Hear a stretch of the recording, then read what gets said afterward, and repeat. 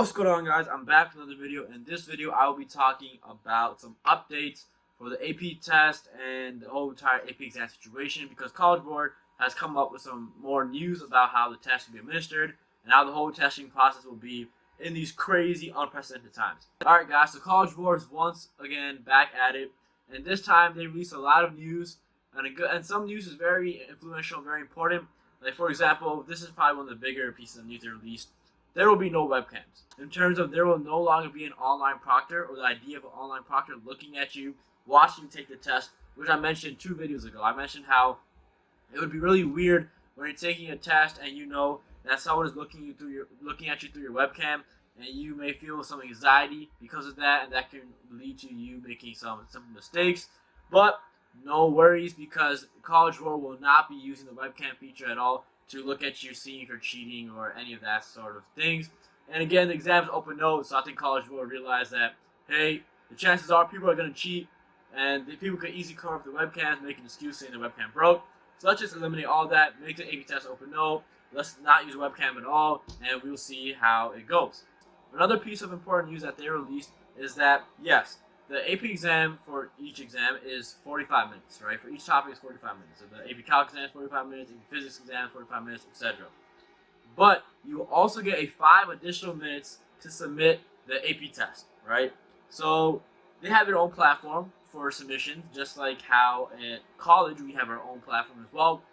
And what College Board is doing is they're allotting you 5 minutes to submit your AP exam.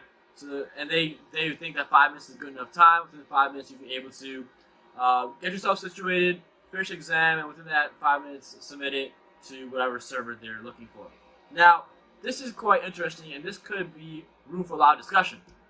What if your computer crashes within that 5-minute time frame, and you can't submit the AP test within that 5-minute time frame? Then what happens? Will your AP test be invalidated? Will you no longer be able to submit for that AP test and get an automatic 0 or 1? Like, what's going to happen? Now, in college, what they do, at least for my school, we have 30 minutes to submit our assignment. 30 minutes is a good amount of time, and some students, obviously, who have no computer problems, use like 28 of that 30 minutes to finish an assignment in case they need more time on it, which is, illegal, I guess you could say, but it is what it is, right? Teachers don't know that.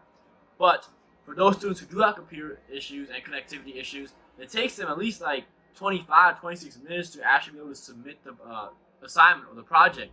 So College Board only giving 5 minutes to submit the project can be a real issue. Another piece of news is a statement that College Board recently released, where they said that we're confident that the vast majority of AP students will follow the rules for the exams.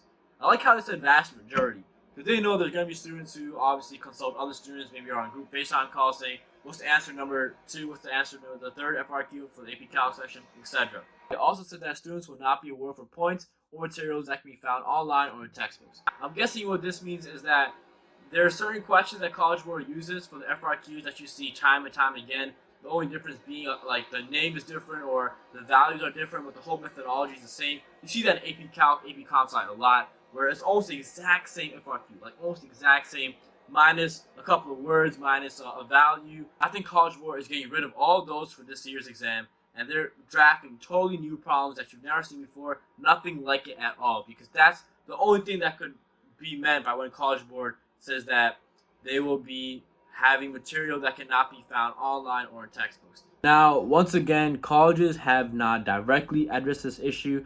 Of course, certain colleges like the UC schools, they've eliminated all requirements for SAT for the class of 2021. While this doesn't correlate to AP exams, this is a step in the direction of countering the pandemic that is coronavirus and the negative effects it's brought on testing and the admission process. Now, no college, to my knowledge, has in any way, shape, or form discredited the AP test or taken out the AP test from the admission process. I think every college is still taking the AP test into consideration. I know things will be very different this time around, and I don't know if certain colleges will give you the credit for getting a 5 on AP Calc, give you the credit for getting a 4 or 5 on AP Physics, and say, yeah, you don't have to take this class in college. They may still require you to, because the test is only 45 minutes, and that's not representative of your knowledge of the subject, right? You can't fit AP Calc into 45 minutes. That's just not doable. So how serious will colleges take these AP credits? I don't know. Things may change. A college that may accept a 4 for AP Calc may only accept 5s this time, and that's probably a high possibility. You guys should be able to expect that. If you're not getting a 5, you're most likely not to be able to get the credit for that college for that class. So these are just some pieces of news that I've found, and I'll keep you guys updated with more AP exam news. Hope you guys like this video. Subscribe. Peace.